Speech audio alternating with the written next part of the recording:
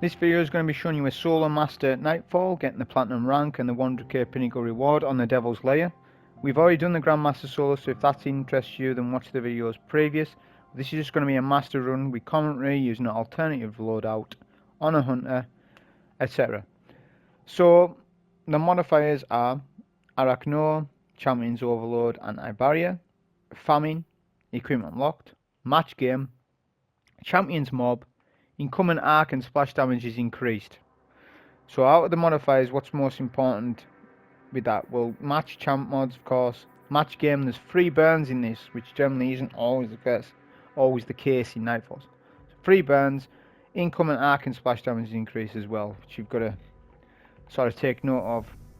Now I'm at power, so it's not too much of a problem. If you're 13, 20 and below, it'll be a bit more difficult. In terms of our setup on the hunter, we're using Gunslinger, Wear the Sharpshooter, Bottom Tree, Swarm Grenade, and Gambler's Dodge to get our knife back.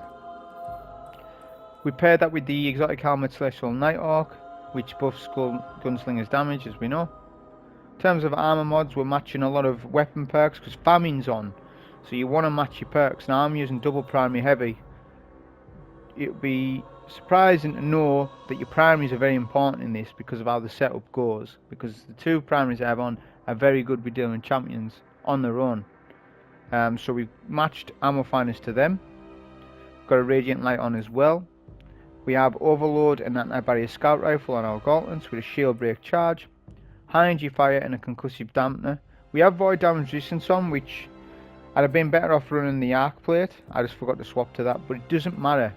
Really, when you're 1330, it doesn't matter. Like I'm close to, of course. I am 1330, just some of my Monarchs put me down. So run an arc plate for sure to be optimal. But I didn't, but it didn't, as I say, it won't bother you if you're 1330. Then you want to run again some Scavengers. So I thought, what's most important in this setup? The boys. So we're using an arrow scavenger. Because Famine's on, you've got to really optimize your ammo perks when Famine's on. And then we've got Sundering Glare and Charged Up, so that's going in with the shield break, high energy fire, so we're getting that plus 20% damage bonus. And Sundering Glare, rapid precision hits against distant combatants, weakens them for a short duration, which you'll see that working really well with the scout and the machine gun.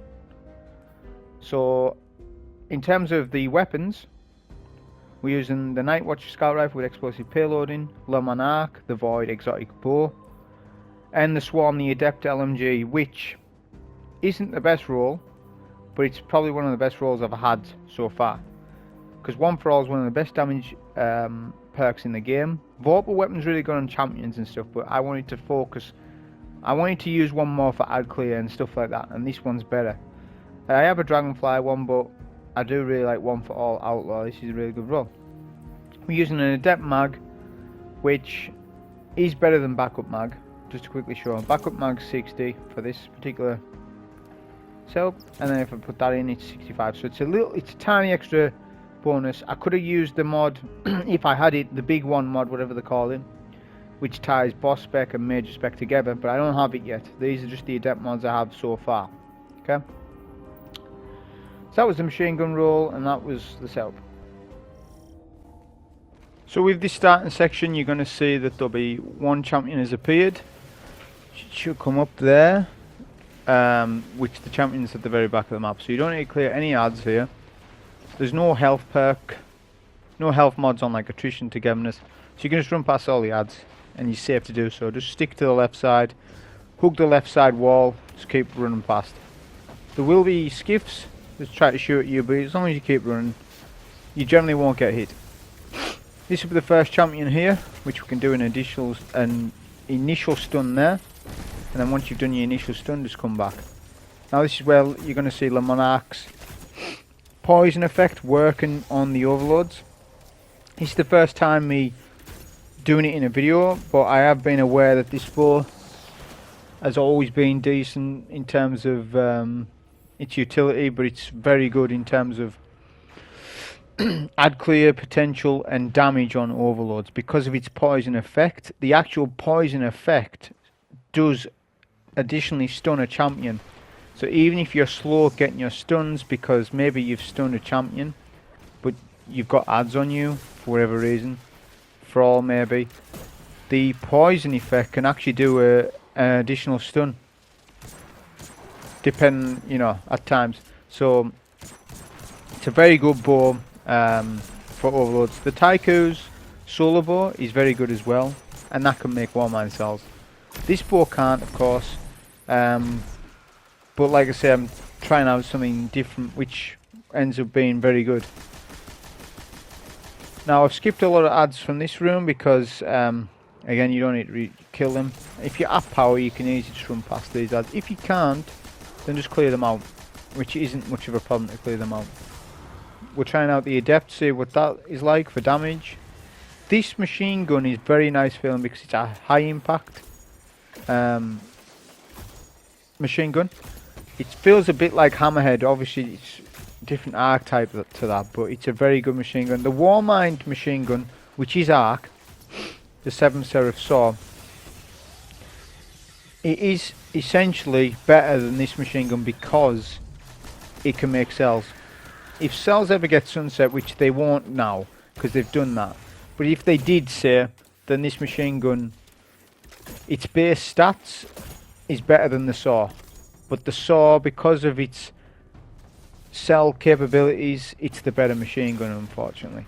But what's the nicer feeling machine gun? The Swarm. It feels like it has a lot more range, just better to use. That's just my first sort of impressions on it, because I hadn't used it. I'd gotten my rolls when Grandmasters came out. I got like 3 or 4 different Adept rolls. I hadn't actually used them until this video. But as I said, it's very good. Its reserves are a little bit low, but it is a high impact machine gun, so those 200 bullets, they go a long way. We're going to pop a golden gun here, which if you're at power will one-shot an anti-barrier just about. If you just hit them a couple of times, then do your golden gun, they will die off that. So that's very good. And if you get the kill like I did, you'll get a third of your super back towards your next golden gun. Then you've got the practice makes perfect, which stacks up to 5 times every time you get a crit. So as you can see, I'm getting that super energy. I'm over halfway and I've just literally used my super. So you can get your super up quite a lot. The problem is, it's only good when you're at power. In a Grandmaster, it doesn't do much damage in terms of against a champion. Which, if it done a lot more damage at Grandmaster level, you would see golden guns use a bit more. Good for bosses and stuff, but champions, not the best. And that's the whole thing about this super. It's not an ad clear super. It's a high DPS one. But as I said, on the Masters, it works out pretty good. There's a couple of solar shields and arc shields to take here. We're going to take out this arc captain first. This bridge area that I'm on is a good place to sort of deal with a lot of stuff. There's an overload champion at the back, which will take him out last. Try and take out the solar wizards first, because they're the most annoying. Especially with splash damage and arc damage buff, the wizards can do a lot of damage to you. Which, that's where the arc damage resistance would come in and help you out, which I didn't have on. But, again, I will repeat, you could run literally anything as long as you're at power. Anything will work. Get strong on this overload. And we can use Nighthawk. He was stunning me a little bit, but as you saw there, he didn't regen. With the Monarque, it sort of delays their overload stun even further because of the poison, etc. Which you'll see, there might be an instance, I'm not sure if it was on this run, but there was definitely a time, because this was like my second run. I'd done my first run and then this run was the second. There was an instance I remember where I'd stunned a champion, like I said, an overload, and it was like 5 to 10 seconds and he wasn't regenerating his health because of the poison effect damage. Whereas with a normal standard bow, even explosive, he would have started to regen. So that's the utility of this bow, is very good. To the point where your bow is the main focus point for damage. As you can see, you're getting all the tick damage, and if any adds surround the champion or the target that you're fighting, all the poison corrupts to those as well, as you can see.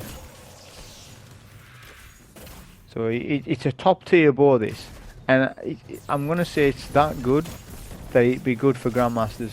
It's that good. The only problem with this Nightfall, Grandmaster wise, is you need all 3 burns. So you need Void, Arc, Solar. And this setup wouldn't be the best because Golden Gun doesn't do the damage. Okay. So this wouldn't be as good for Grandmaster. The bow would be, the bow part of it, and the scout, yeah, but you would probably need a better heavy than this machine gun. Maybe the saw, but maybe not on a hunter. Maybe I could definitely see like a Dawn Blade, because then that way you've got solar, then you know you got the bow. That would definitely work.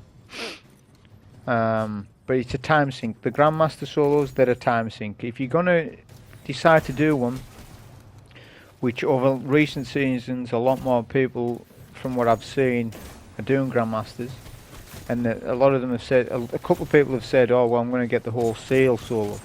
You know, there's more people starting to do that stuff.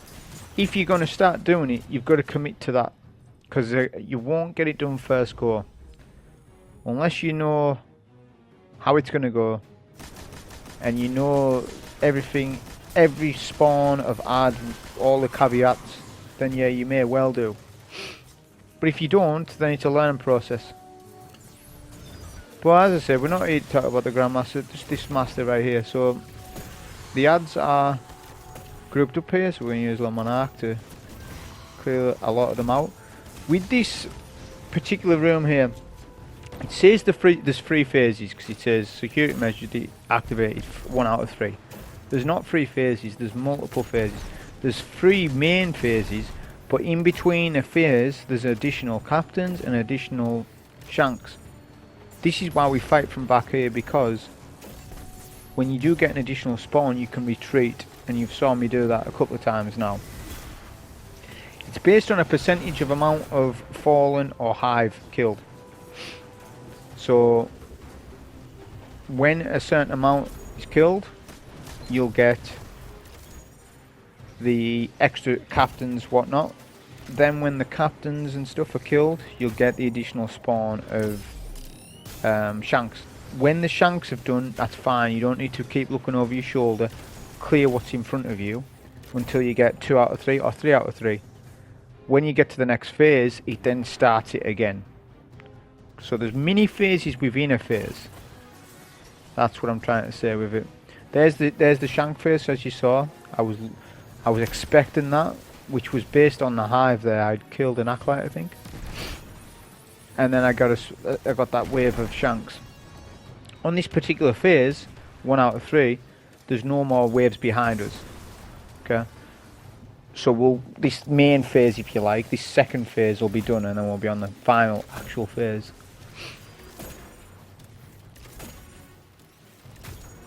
There's an additional spawn over there as well, which is a couple of Arc Knights, which I tend to forget about. If you leave the wizards up, the wizards actually melt the knights. Actually not the knights, but I'm trying to think, I think it's the captains, sorry, the Arc captains will melt the knights. Just depends on what adds you take out and what you don't. Got our second wave here with an extra champion. That's why we backed off again. Do you overload?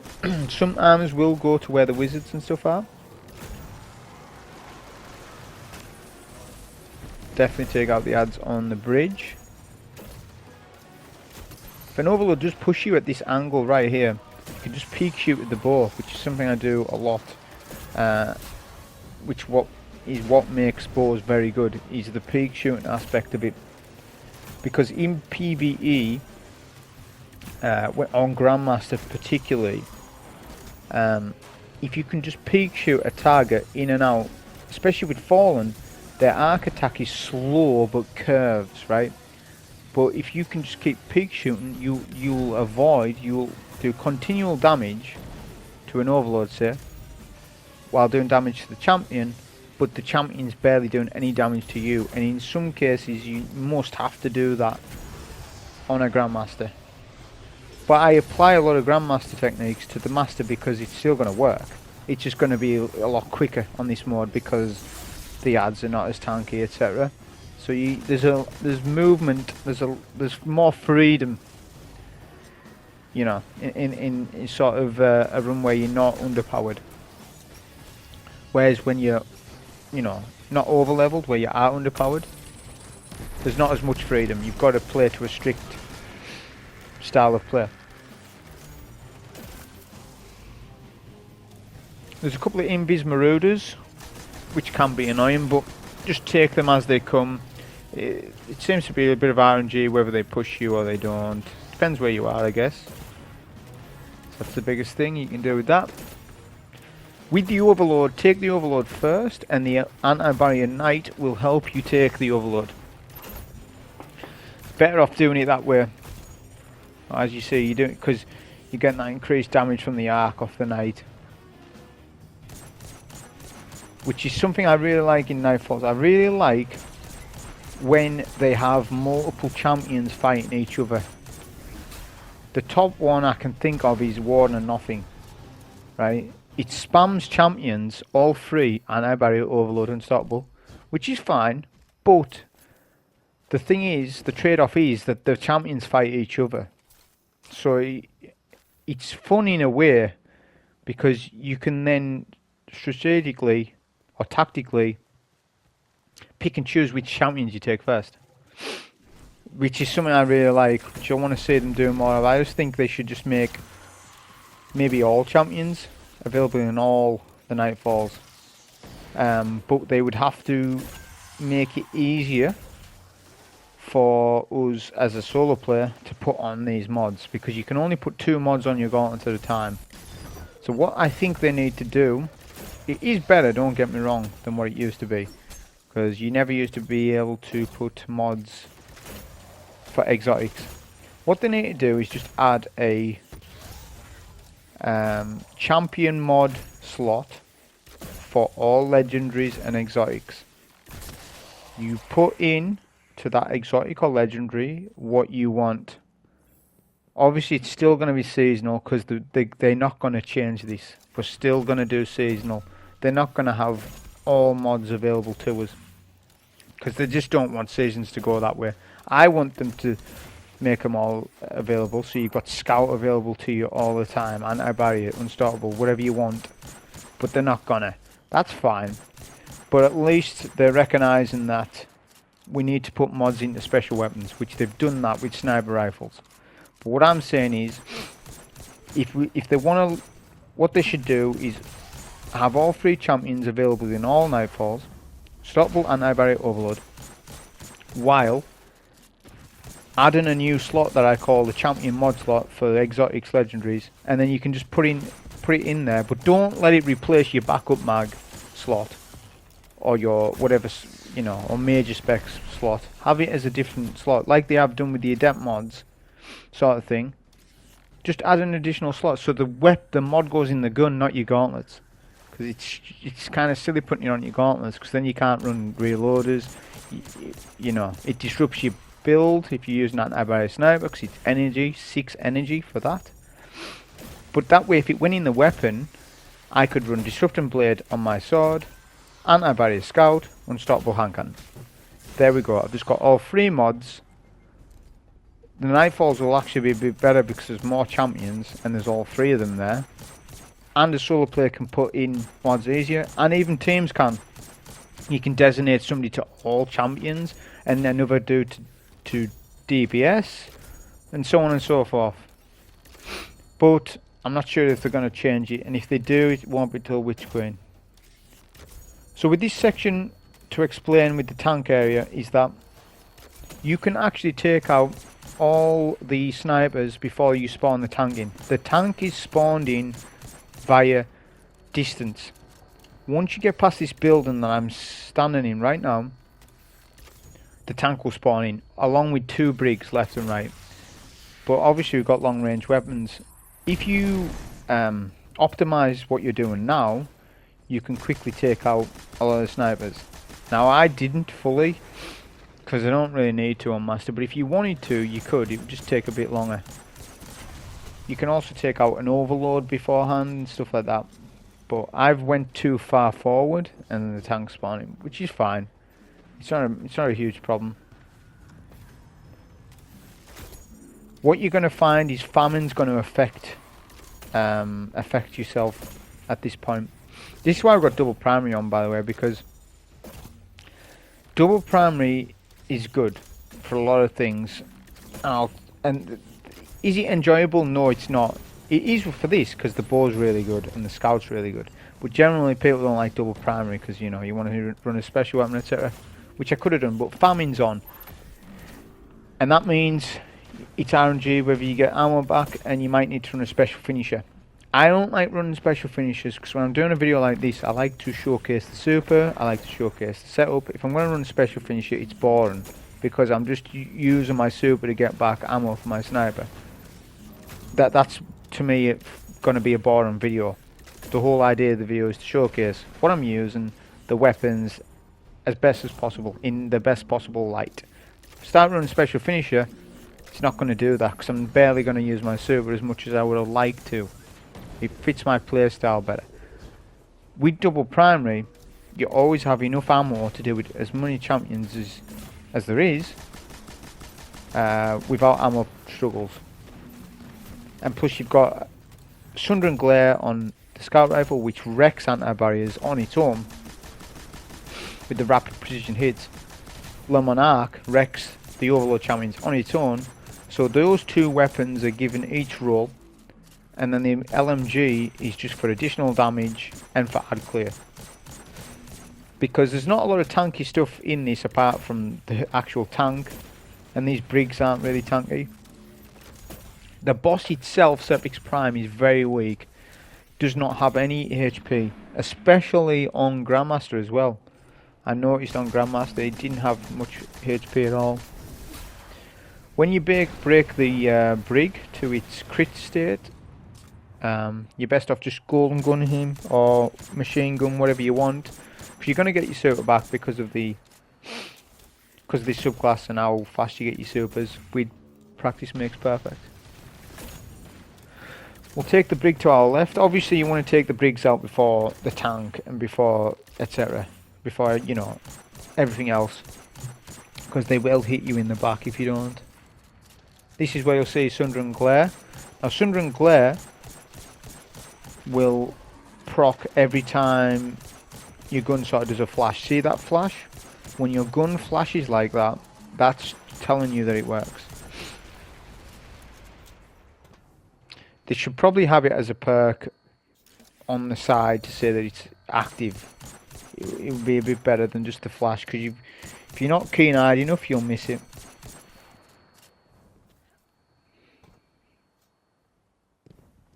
So now we're looking for some primary.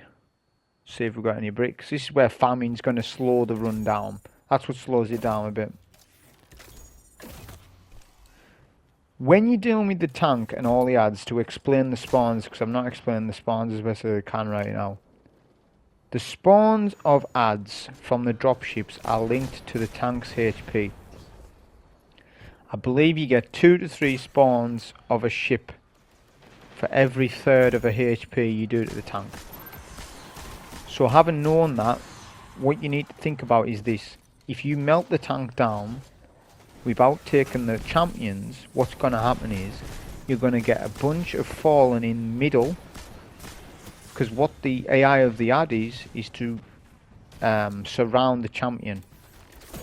Now this isn't too bad if it's an overload, but if it's an anti-barrier, which there is one anti-barrier, the anti-barrier is just going to shield all the ads and is going to make it hard work for you. So what you want to do is, before you do any damage to the tank, is you need to take the champions that are on the field. They're your priority. Get rid of them. There's one overload, there's one anti-barrier. There's another overload as well that spawns in. A couple extra. But take what champions you can first. On the left side you'll see that there's a pillar. There's 2 pillars. And the pillars give you cover from the tank, so the tank can never hit you. Don't go right side, go left, where I'm standing. That way you can freely take out all the adds and the anti-barrier, very importantly. So we'll use the scout, as you'll see the damage that it does right here, which is really good.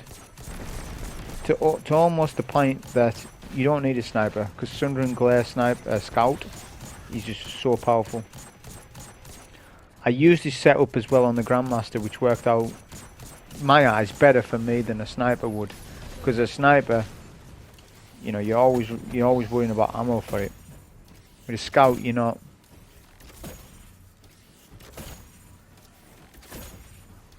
And it makes even more sense because Famine's on, so you may as well just run a scout.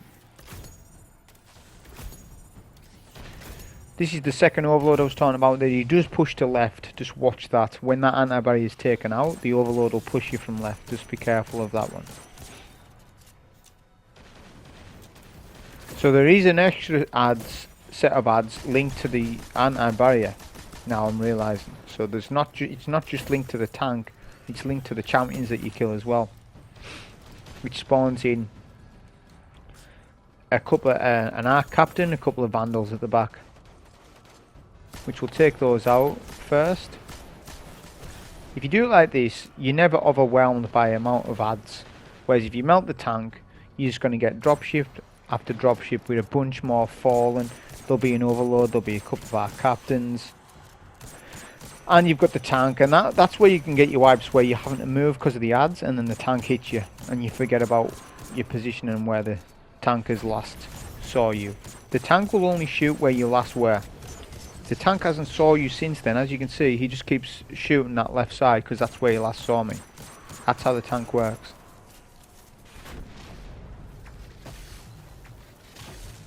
We're getting a dropship in. I was going to do a golden gun there, but the dropship came in. I think I ended up doing a golden gun right here on top of this building. This building's a good place to stand. You'll find that the tank doesn't really hit you from here. A bit of splash damage can hit you, but certainly can't really hit you that much. So we'll do our golden gun from here. We're going to do a bit of damage. We're fine to sort of push now for damage because the anti-barrier is killed. So you're weaving right. If you had enough scout rifle ammo, you could actually just kill the tank right now and forget about the adds, because the adds are just gonna group up in middle. They can't hit you from here, so that's fine. But obviously, if you're gonna struggle for ammo, you're gonna have to start fighting them, regardless. Depends on how much scout rifle you've got right now. If I had more ammo, I would have just stayed here and took the tank out. But you can see the Sundering Glare working on the tank. Also, the Monarque's decent on the tank because of its poison damage. I think it can poison to multiple legs as well, because a tank has 4 different crit spots and its base. That's why Void Wall grenades and stuff like that are very good on tanks, because it hits multiple parts of that tank, because it's classed as separate units. I can't work out, just looking at numbers, I can't work out exactly what's happening, but it looks like it's spreading towards other legs. It's hard to tell. So that's right, I just end up just finishing the tank from here. And then we deal with the adds in the end. But the good place about this location is, you can see the tank's obviously got 4 legs. Which I'm stating something obvious, but it'll become more apparent. Because you're the only person, because you're solo, the tank will only focus you. So if you crit both front legs and you've destroyed them, those tanks will take reduced damage, because they're not crits anymore, they're just base damage numbers. But if you can crit the back legs, you'll speed this process up. If you stand on this roof here, you can get a shot at the back legs, which is why it's very good to stand here. When that's done, it just adds. A couple of adds to take. There'll be some overloads. There's an overload spawning in after the tank as well. You'll notice with this whole thing, there's more overloads than there is anti-barriers, which isn't a bad thing, because overloads are easily controlled with this bow. I mean, it doesn't really matter. That's the beauty of this loadout. It doesn't really matter what we get because, as I said, the scout can take anti-barriers, bow can take overloads, and the machine guns for additional damage, additional burst damage, and adds ad clear.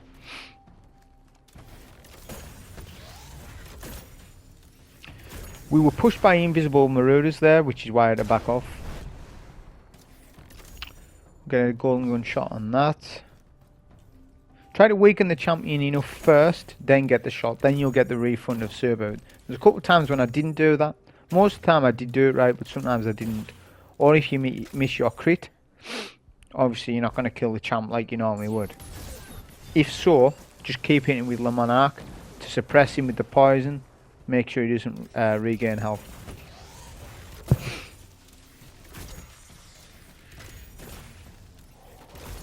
This is a good place to take this overload, just right here. It's a bit of a head glitch spot where you can just sort of peek shoot and you don't really get hit much.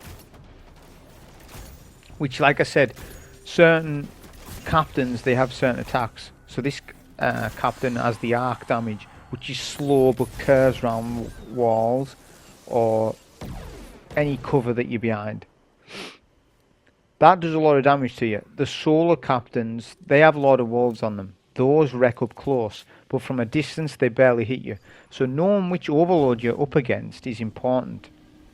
There's a lot of champions like this in the game.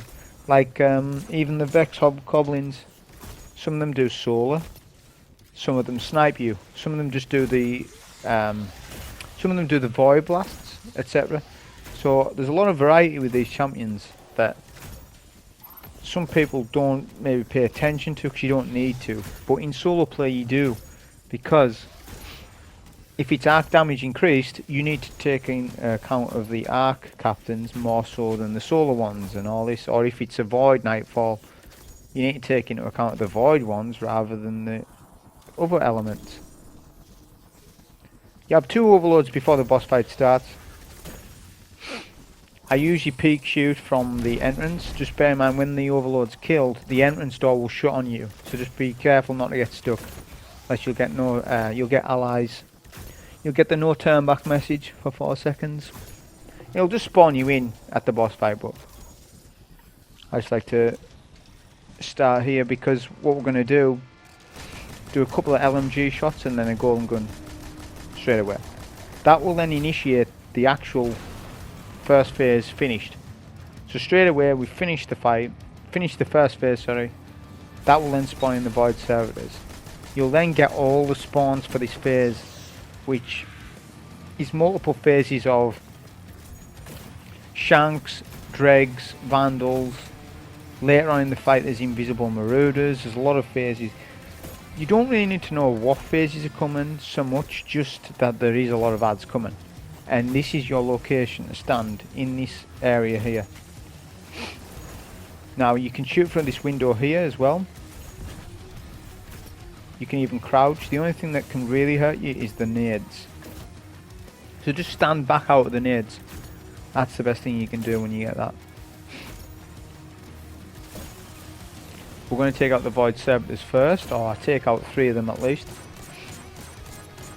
Now I'm not 100% certain on the Shank phases, but I haven't done the Grandmaster. It seems as though the Shanks are on a timer. They just keep spawning up and spawning up. So the longer you take with the servitors, overall, the more Shank phases you're going to get. They seem to be on a constant loop, like the Saber Strike was, which will be about right because the Saber Strike and this strike were brought back similar times. This was brought back a season after, so the same ideology will be there with more ads. We want more ads in strikes, we want more density with enemies. So it'll be the same thing. More than likely, I'm pretty certain that the Shank phases, they're just on an infinite loop. And that'll be a timer. Do I know the timer? No. I'm not 100%. But for all else, just stand in this location and you'll always be safe. The only way you can die here really is if you're out of position. It's more than likely your own fault if you do, because the boss fight's pretty safe. even on Grandmaster it wasn't too bad to survive. Okay, so on Master, if you're at power, you should feel tanky enough for that. We'll get the final ad. Well, this is our ammo run. Always spend time for an ammo run.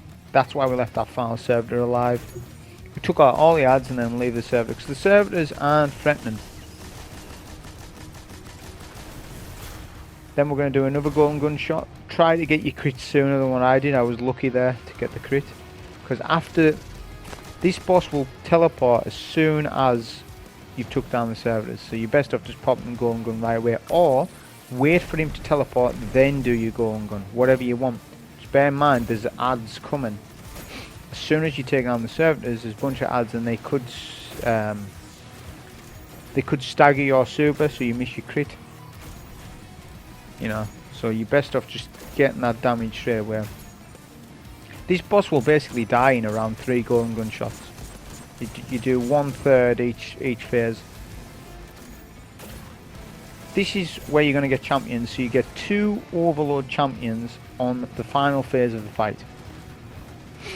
Now, what I've noticed is one overload champion will always teleport in front of you and try to shoot you.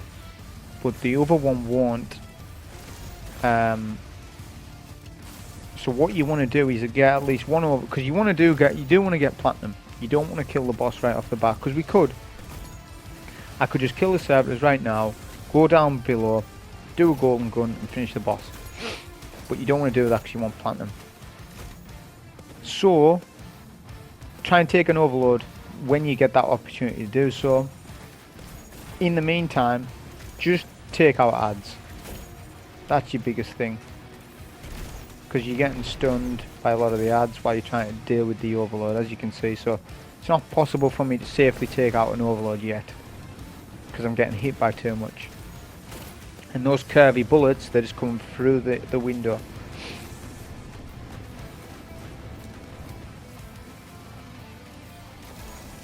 It all depends where you stand. If you stand right to the far left of the room, you get hit less. You'll find that. So now this is a good angle to get an overload. We'll get the buff from overload. Because we're hitting the champ, we're taking reduced damage from him. And we'll get the champion pretty weak. So let's keep bowing him. Keep the damage poison effect up. And that's him took out. There'll be ads that surround themselves in the left alleyway, which you can just throw a nade there every now and then, or go in with your machine gun. I've got a lot of machine gun ammo here, so I should be using a bit more for ad clear.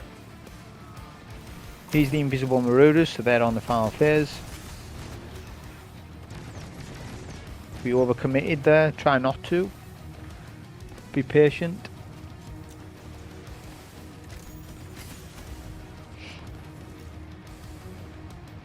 The best thing I would say right now would be to take out some of the servitors. Because you can safely take out the servitors, you'd be best off doing that. I come down below, which you can. Just bear in mind when you come down below, it changes the AR of a couple of ads. For example, the overload can push you. It'll want to change the overload to push you, which is actually a good thing in one way, because you can actually then control where he comes to. Whereas when you're sitting in that top room above, he barely ever comes near. But if you come down below, he will push you. So it's actually a good strat doing it like this. Just bear in mind if there's some other ads that can push, like the dregs that with the solar, they'll push. But captains, stuff like that, generally won't. Or shanks definitely won't.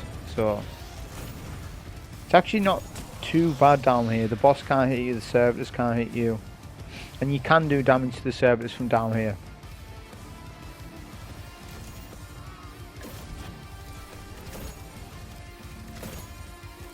We'll go back to killing the servitors. We've got both champions, so now we're not really interested in clearing ads so much.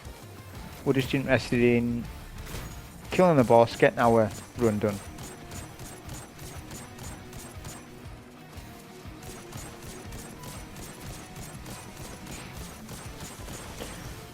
We take him out with the Scout with Sundering Glare.